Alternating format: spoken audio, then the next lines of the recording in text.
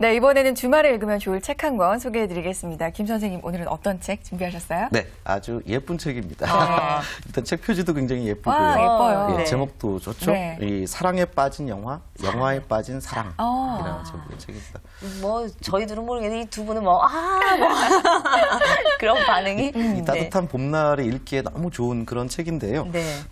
지난 2005년도에 아주 그 멋진 그 문단의 스타가 하나 나왔습니다. 네. 무슨 얘기냐 하면 이 책을 쓴 강유정 씨라는 분인데요. 네. 2005년도에 보통은 평생 한 번 이렇게 등단하기도 힘든 이게 신춘문예에 조선일보하고 경향신문에 동시에 평론으로 당선을 합니다. 보통 그렇게 말씀드리면 똑같은 작품을 두 군데 냈나 보다. 근데 원래 다른 걸. 그렇게 하면 두 군데 다 낙선하게 그쵸. 됩니다. 네. 각각 다른 작품을 통해 갖고 신춘문예에 이제 당선을 했고 네. 또 동아일보에서는 영화 평론 부분에 또 당선을 하고 네, 이렇게 해서 와. 문화평론가이자 영화평론가로서 정말 화려하게 데뷔를 한 네. 그런 분이고 그 이후에도 뭐 방송가라든지 네. 이렇게 통해 가지고 굉장히 활발하게 비평 활동을 하고 있는 이런 분인데 이분의 어떤 첫 영화평론집의 어떤 명분을 가지고 네. 나온 책이지만 우리가 평론집 그러면 대부분 네. 다 읽기가 어려운 책들이잖아요. 그렇죠. 좀 이 책은 딱딱하죠. 평론집이라기보다도 영화를 빌미로 우리 인생의 사랑이라는 게 도대체 무엇인지 그것을 이야기하고 묻고 답하는 일종의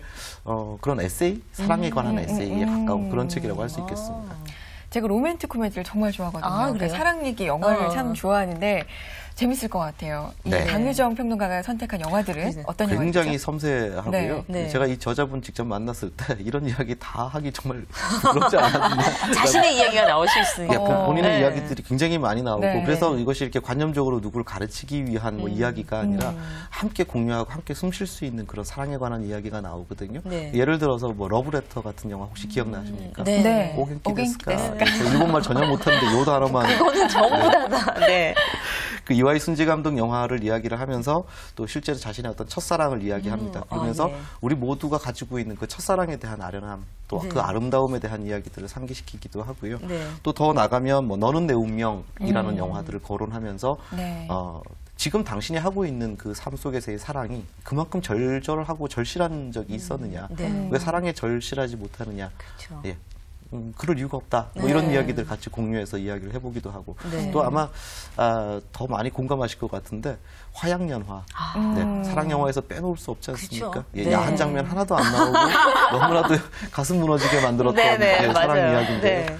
이루어질 수 없는 그런 사랑이었고 그렇기 때문에 너무나도 안타까운 그 두 주인공의 사랑을 보면서 우리 삶 속에서도 뭐 사랑이라는 게 꼭 쟁취하고 이루어져야지만 아름다운 것이 아니라 이루어지지 못했기 때문에 더 아련하고 평생을 가슴에 가지고 갈 수 있는 그 사랑의 실체 또 사랑의 본질에 대해서 이야기를 하기도 하는데 이렇게 굉장히 쉽게 공감할 수 있으면서도 굉장히 섬세하게 우리의 어떤 그 사랑을 얘기를 해주고 있는 그런 책입니다. 그렇군요. 이게 사실 이제 뭐 이렇게 사랑, 영화 이렇게 떠올리시는 분들은 누구나 관심을 가져볼 만한데 이윤정 기자는 어떠세요? 이 사랑 영화 그럼 떠오르는 영화가 어떤 영화가 있을까요? 솔직히 제가 오늘 질문 중에 이 질문이 가장 어렵습니다. 왜냐하면 저는 사랑 영화 솔직히 말하면 잘 안 보고요. 왜냐하면 너무 거짓말이라고 저는 생각을 너무 현실과 동떨어져 있다고 생각을 많이 하고요. 그래서 저 항상 액션, 뭐 스릴러 이런 것만 보는데 저 하나 생각나는 게 있어요. 원스라는 영화. 그 약간 인디 영화인데요. 이 돈 없는 가난한 뮤지션이 어떤 여자와 사랑에 빠지기 직전까지의 이제 연애도 못하고 그 전 과정만 나오는데요. 저는 사실 그 미묘한, 그러니까 사랑에 빠지기 전까지 그 미묘함을 되게 잘 잡아낸 영화에서 원스 뭐 사랑 영화치곤 괜찮았다 이런 생각합니다. 그렇죠. 뭐 액션, 스릴러 이런 것만 보셨다면 참 의외의 매력이 그러네요. 그렇게 안 보이는데. 그런 거예요. 액션 스릴러 좋아합니다. 아니 근데 이게 이상하게 화양연화 얘기를 하셨는데 그 중국 계통 영화, 이 동양 영화가 정서가 좀 비슷했나요? 좀 약간 그런 느낌들이 좀 더 와닿는 느낌도 있었어요. 예. 그래서 이 책을 보면 이제 총 38편의 영화가 이제 등장을 합니다. 그래서 그 영화들이 뭐 굉장히 어려운 뭐 평론가가 다루는 영화라서 뭐 굉장히 복잡하고 무슨 어떤 영화제에서 시상식 해서 이렇게 잘 봐도 무슨 얘기인지 모르고 이런 영화들은 없고요. 가령 뭐 연인 같은 영화라든지 나인 하프 위크 같은 영화, 지금 이제 386 세대들은 너무 그렇죠. 잘 386 세대만 아는 영화가. 뭐 네. 피아노 같은 피아노. 네, 예. 그런 이제 영화들을 또 묶어놓고서는 이런 식의 섬세한 시각을 통해서 이야기를 합니다. 이게 뭐냐 하면 여성들은 자신의 몸에 남은 기억을 증오하지만 또한 영원히 그 기억을 사랑하기도 한다라는 화두를 던집니다. 무슨 얘기인지 또 그 다음에 해설을 합니다. 네. 가령 연인은 같은 영화를 보면 이 프랑스의 어린 소녀잖아요. 그 어린 소녀가 중년에 그 부유한 중국 남자와 근데 먼저 사랑에 빠진 것이 아니고요. 먼저 사실은 몸을 섞죠. 그렇죠. 예, 그 참 특이한 그 구성인데요. 그리고 그것이 자신에게는 그냥 욕망에 불과해라고 생각하고 소녀와 이 중국 남자는 헤어지죠. 네. 그런데 사랑이 욕망보다 늦게 도착한 어떤 국면을 이야기를 하는 겁니다. 그러고 나서 소녀는 후회를 하죠. 이야기들이 이제 쭉 펼쳐지는데 그런 맥락들을 알고 그 영화를 다시 한번 보면요.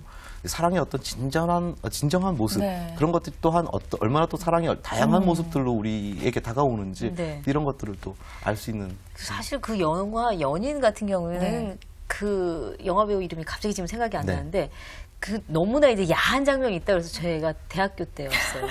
보러 가야 된다며 애들 막 그래갖고 갔는데 사실 그 야한 장면보다는 그런 느낌이라는 게 약간 좀 아린 느낌 있잖아요. 영화를 끝나고 나는데 괜히 기분 나쁜 거예요. 그러니까 약간 속이 아리다 이런 생각이 드니까 좀 별로 기분이 안 좋은 거 있잖아요. 굉장히 이렇게 폐부로 파고 들어가는 힘이 굉장히 강한 영화였고 그렇죠. 제 기억에는 흥미로운 건 그 영화에 대한 이해가 모든 여성들은 다 그 영화의 어떤 진짜 메시지를 이해한 반면에 거의 대부분의 남자들은 그 영화의 메시지를 맞아요. 이해 못했다라는 그런 특이한 부분이 맞아요. 있습니다. 우리 남편만 해도 막 이렇게 막 사랑할까 말까 서로 스쳐가고 막 이런 거 나오면 말하면 되지. 저 왜 저래 이러고 화를 내요. 그냥 같이 살면 되지 뭐 이렇게 이게 안 되는 것 같아요. 근데 지나가고 난 다음에 그 사람이 사랑이었나 봐. 이런 적이 있었나요? 전 좀 또 저 야비하게 보실 텐데 전 오히려 끝나고 나면 내가 걔를 안 사랑했었는데 이 생각을 합니다. 이게 뭐 정신적으로 자기를 보호하기 위한 것도 있었겠지만요. 그 당시에는 정말 사랑이라고 생각했겠지만 끝나고 나면 너무 미성숙했구나, 뭔가 홀렸었구나 이런 생각도 많이 하고 저 좀 야비하게 보실 것 같아서 걱정이 됩니다. 오늘. 아니, 야비한 건 아닌데요. 정말 의외의 매력이 퐁퐁 이렇게.